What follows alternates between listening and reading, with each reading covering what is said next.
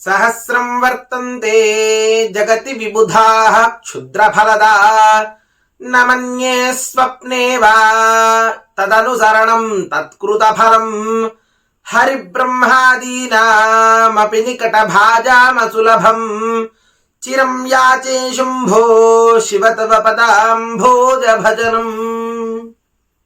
శివాయ గురవే నమః.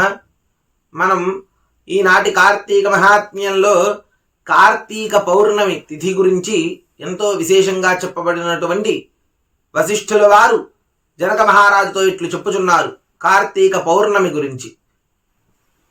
ఈ కార్తీక పౌర్ణమి నందు వృషోత్సర్గమును ఆంబోతును అచ్చువేయుట చెయ్యువానికి జన్మాంతరీయ పాపములు కూడా నశించునయ్యా. కార్తీక వ్రతము మనుష్యలోకమందు దుర్లభము సులభముగా ముక్తినిచ్చునది. కార్తీక పౌర్ణమి నాడు పితృప్రీతిగా వృషోత్సర్గమును చేయువానికి 1,000,000 మారులు గయాశ్రాద్ధమును చేసిన ఫలము కలుగుతుంది. ఓ రాజా, స్వర్గమందున్న పితరులు మన వంశమందు ఎవ్వడైనను కార్తీక పౌర్ణమి నాడు నల్ల గిత్తను కాని గిత్త దూడను లేక ఆంబోతును విడుచునా అట్లైన మనము తృప్తి పొందుదుమని కోరుకుంటారుట.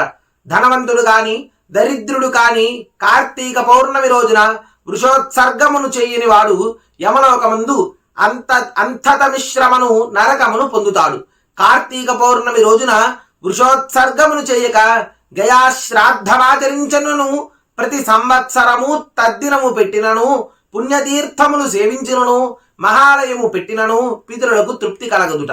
వాటన్నిటికంటే కోడిదూడను అచ్చుపోయుట మిక్కిలి గొప్పది. గయాశ్రాద్ధము వృషోత్సర్గమును సమానమని విద్వాంసులు వచించి ఉన్నారు. కాబట్టి కార్తీక పౌర్ణమి నాడు వృషోత్సర్గము సుఖమును ఇస్తుంది. కార్తీక మాసమందు అన్ని పుణ్యముల కంటే అధికమైన ఫలదానము చేయువాడు దేవరుణము మనుష్య రుణము పితృ రుణముల నుండి విముక్తుడవును. కార్తీక పౌర్ణమి నాడు దక్షిణతో కూడా ధాత్రి ఫలమును అనగా ఉసిరిగా పండును దానమిచ్చువాడు సార్వభౌముడవుతాడు.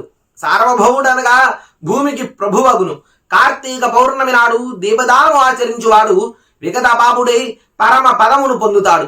కార్తీక మాసమందు దీపదానము ఆచరించి వాని మనోవాక్కాయ కృతపాపములన్నీ నశించునయ్యా. కార్తీక పౌర్ణమి నాడు ఈశ్వరలింగ దానము ఆచరించువాడు ఈ జన్మమందు అనేక భోగములను అనుభవించి ఉత్తర జన్మమందు సార్వభౌముడవును. ఈశ్వరలింగ దానము వలన సమస్త పాపములు నశించును, పుణ్యము కలుగును. కార్తీక మాసమందు లింగదానము చేయక మిగిలిన ధర్మములను చేసినందున పాపములు ఎంత మాత్రమును కరిగిపోవు. కార్తీక వ్రతము అనంత ఫలప్రదము, సామాన్యముగా దొరికినది కనుక కార్తీక మాసమందు ఇతరుల అన్నమును భుజించుట, పితృశేషమును తినకూడని వస్తువులను భుజించుట, శ్రాద్ధాన్నము సేవించుట అనగా భోక్తగా ఉండుట, తిలదానమును గ్రహించుట ఈ 5ను విడవవలెను. కార్తీక మాసమందు సంఘాన్నమును శూద్రాన్నమును దేవార్చుకుల అన్నమును అపరిశుద్ధాన్నమును కర్మలను విడిచిపెట్టిన వాని అన్నమును విధవాన్నమును భుజించరాదు. కార్తీక మాసమున అమావాస్య యందును పూర్ణిమందును పితృదినమందును ఆదివారమందును సూర్య చంద్రగ్రహణములందును రాత్రి భోజనము చెయ్యరాదు. కార్తీక మాసము ఏకాదశి నాడు రాత్రిం పగళ్ళు వ్యతిపాత వైధృతి మొదలైన నిషిద్ధ దినములందును రాత్రి భుజించరాదు. అప్పుడు ఛాయానక్తమును చేయవలేను గాని రాత్రి భోజనము చేయకూడదు.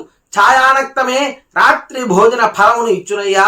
సమస్త పుణ్యములను ఇచ్చు కార్తీక మాసమందు నిషిద్ధ దినములందు భుజించు వారి పాపములు అనంతములు అగును.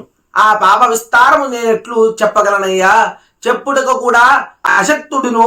కాబట్టి విచారించి కార్తీక వ్రతమును ఆచరించవలేను. కార్తీక మాసమందు 7 పనులు చేయరాదు. తలంటుకొనుట, పగలు నిద్రయు, కంచు పాత్రలో భోజనము, మఠాన్న భోజనము, గృహమందు స్నానము, నిషిద్ధ దినములందు రాత్రి భోజనము, వేదశాస్త్రము నింద.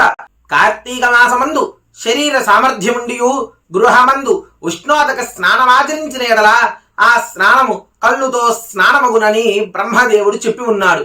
తులారాశి యందు రవి ఉండగా కార్తీక మాసమందు నదీ స్నానము ముఖ్యము, సర్వశ్రేష్టము. తులారాశిలో సూర్యుడు ప్రవేశించినది మొదలు నెల రోజులు నదీ స్నానము చేయవలేను. అట్లు నది ఉండనిచో తటాకమందు గాని కాలువలందు గాని బావుల వద్ద గాని స్నానము చేయవలేను. తటాక కూపములందు స్నాన సమయమున గంగా ప్రార్థన చేయవలేను. ఇది గంగ ఎందును, గోదావరి ఎందును, మహానదుల ఎందును అవసరము.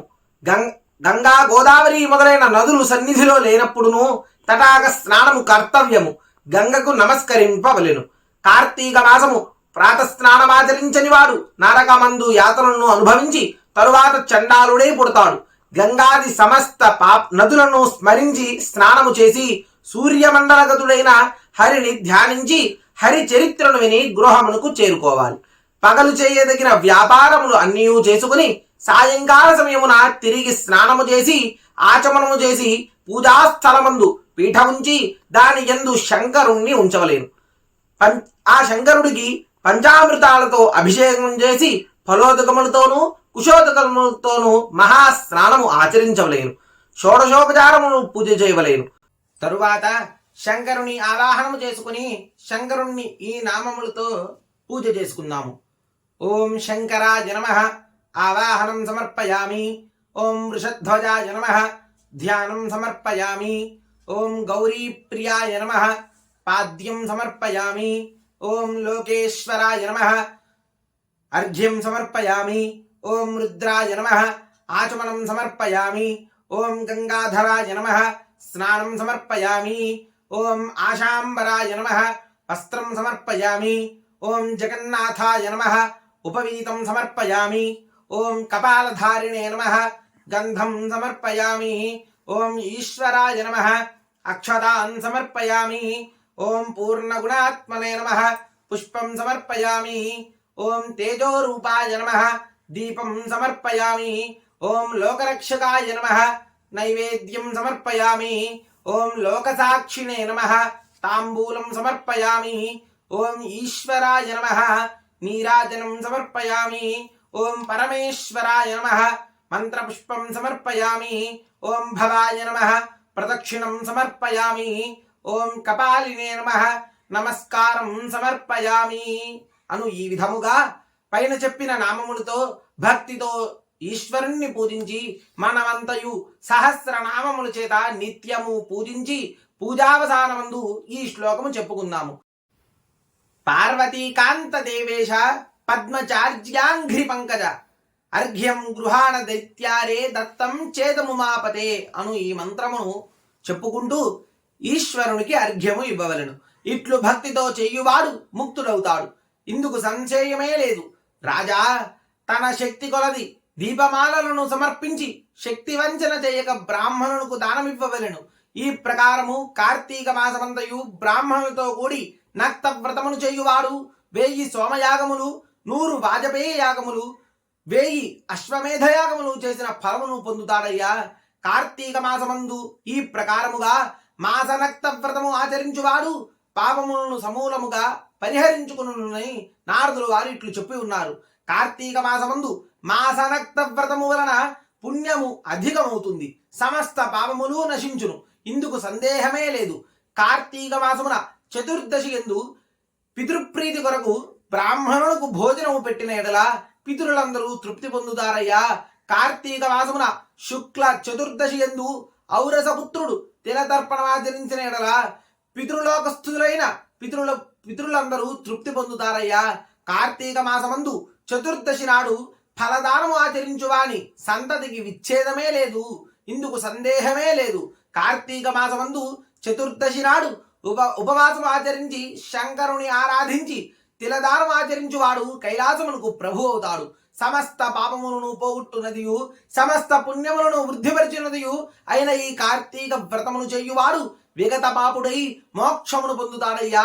పవిత్రకరమైన ఈ అధ్యాయమును భక్తితో విన్నవారు సమస్త పాతకములకు ప్రాయశ్చిత్తమును చేసుకున్నవారవుదురు అని వశిష్ఠుల వారు జనక మహారాజుతో ఇట్లు చెప్పి ఉన్నారు. ఇంతటితో 14వ అధ్యాయం సమాప్తం. హర నమః పార్వతీపతయే. హర హర మహాదేవ హర.